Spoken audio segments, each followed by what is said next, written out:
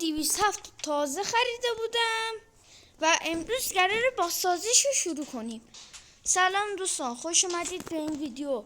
امروز اومدیم بازسازی رو شروع کنیم. بریم تو یوتیوب استودیو. درا رو خفاشی بذار. خفاشی که چیزی نیست. خب بریم بذاریم. خفاشی. اینه دیگه خفاشی. آره خریدیم. واقعا خریدیم. آره واقعا خریدیم. یه وقت گوشیم کار نمیکنه. خب شیشه دودی باشه عزیزم. خب چرا میخندی؟ باشه. خب آها دودی. سقفش هم دودی شد. سپر جلو انتخابت خوب بود. خب سپر جلو این بهتره. خریدیم. بعدی چراغ عقب.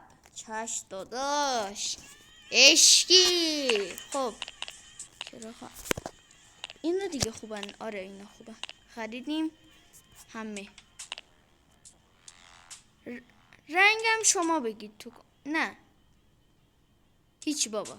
بریم بچه یادتون باشه فردا قراره یه چنل جدید بزنم، اونم به زودی. اون وقتی که اینجا هیچی نیست. قراره الان گوشی که دستم گوشی شیائومی نوت 9 پروه. اون یکی چنلم قراره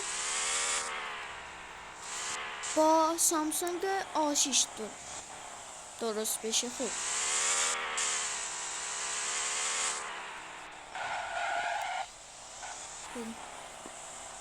میکرو آی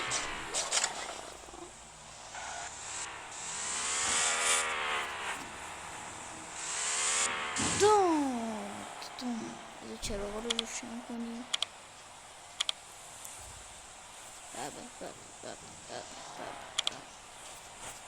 همه چی روشن کرد. بمیزم بخور ابوالفضل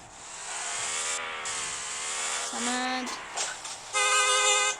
نمیزنی.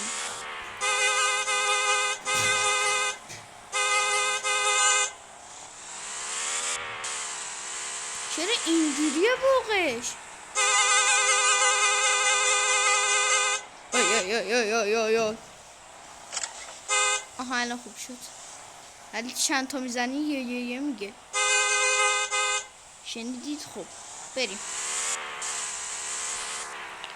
خیلیش گرمز داخل.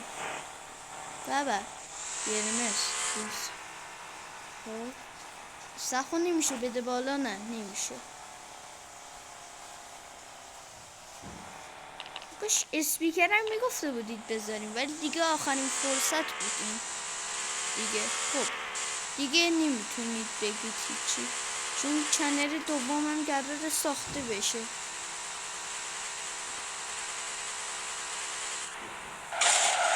یا ابوالفضل راننده 405 داداش ماشاءالله واقعا زدم بر بنده خدا دیگه نمیتونه بره. چرا ماشین رفت تو دل آدم؟ میکشم نه ببینمش. سپر چین میتونم هولش هم بدم. خب حالا بیخیال این قضیه رو. خب بریم. نه بابا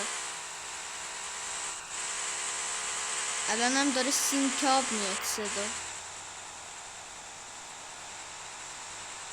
خب بو ای بابا بازم بوخش اینجوری شد که